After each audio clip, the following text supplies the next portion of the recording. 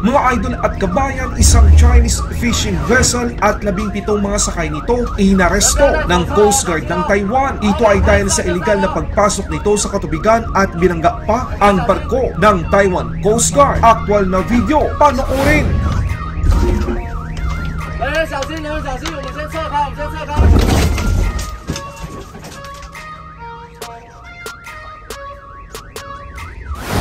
Sama-sama, yan ang bagong salita na ayaw ng China dahil nandito na ang mga kaibigan, partners at kaalyadong bansa sa Pilipinas. Dala ang kanilang mga barkong pandigma para ipakita ang kanilang kakayahan na mapanatili ang kaayusan at seguridad sa West Philippine Sea. Dala ng Amerika ang kanilang barkong pandigma na merong 74 na vertical launching system. Hindi lang yan mga kabayan dahil ito ay meron pang laser weapon. Anong barko kaya ito? Alamin! Nagpadala rin ng Japan ng isang Morosami-class destroyer na kargado ng iba't ibang armas at missile. Dinagdagan pa ito ng isang frigate ng Canada at isang patrol vessel naman mula sa United Kingdom. Ito ang mga balitang ating pag-uusapan dito lang sa Good News Philippines. Huwag kalimutang i-like ang video, mag-subscribe, mabilis lang ito, promise!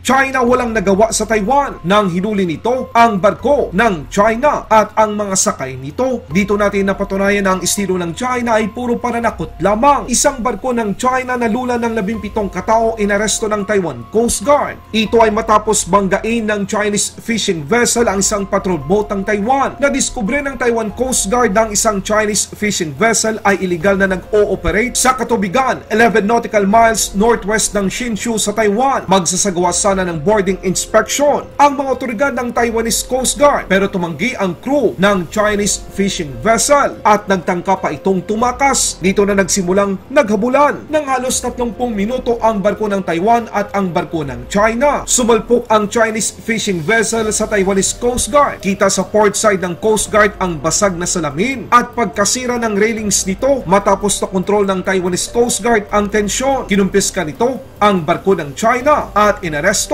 ang 17 Chinese national. Aktual na video, panoorin! 风电准备，风电准备，风电备变哦，大家注意铁管。准定，马上停掐，马上停掐。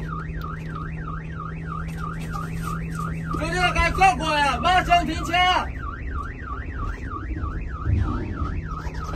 人闪开，人闪开，人先去右侧。 准定该降啊！马上停掐！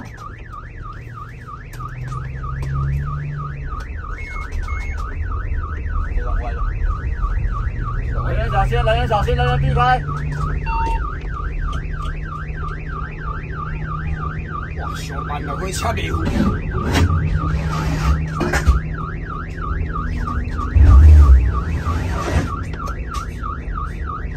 人不要在左侧哦，小心哦！ OK， 可以上就上哦，大家小心。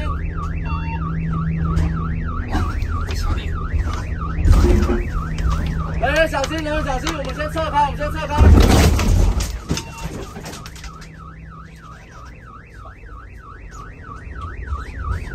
开了，开了。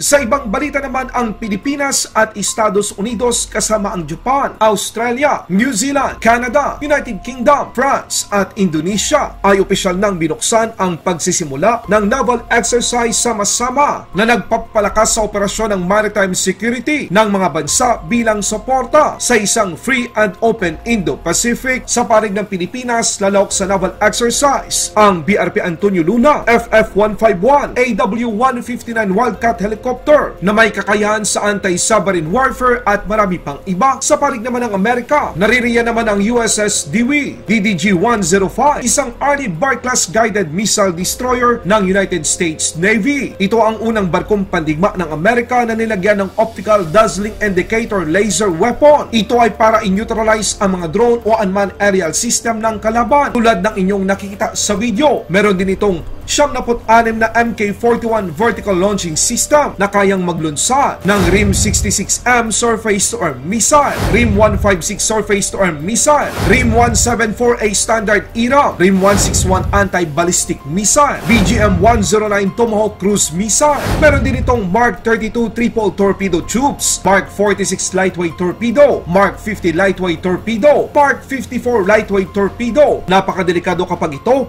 ang nakaharap ng mga barko ng China sa taglay na lakas ng mga barkong pandigma ng Amerika. Sakay din ito ang dalawang MH-60R Seahawk helicopters. At ito naman ang kauna-unahang pagkakataon na sumali ang Canada at nagpadala ito ng kanilang barkong pandigma, ang HCMS Vancouver FFH-331, isang Halifax-class frigate na kargado din ng iba't ibang uri ng mga armas at missiles. Dumating din sa bansa ang isa namang barkong pandigma ng United Kingdom, ang HMS Pei P234, isang Rever-class patrol vessel. I think that it's important that all nations have a right to sail and operate in the West Philippine Sea, free from worried about being attacked. And attack is probably a strong word. I would say free from being coerced, free from being intimidated.